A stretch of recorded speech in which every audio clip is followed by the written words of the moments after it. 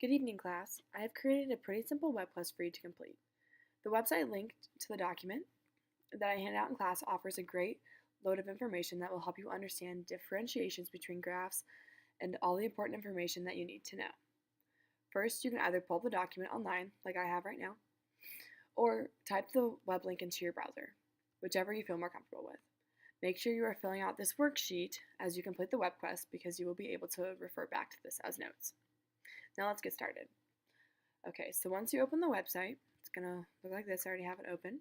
You're going to click on the tab labeled How to Choose Which Type of Graph to Use, which is the second one here on the left. I'm going to click on it. Here there'll be line graph, pie chart, bar graph, area graph, and XY plot. Notice how you do not need to know all of these types of graphs. On the WebQuest worksheet, you only have line, pie, bar, and XY.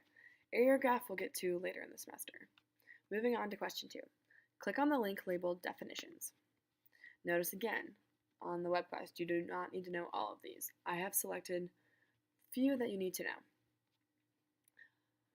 As for question 3, we're going to want to click on Building Bar Graphs, which you'll pop up this slide or this page, and also Learning Line Graphs, which is this looks like this.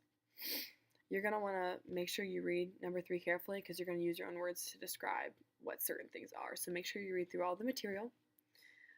As for question 4, you're going to read through perfecting pie charts and examining XY plots.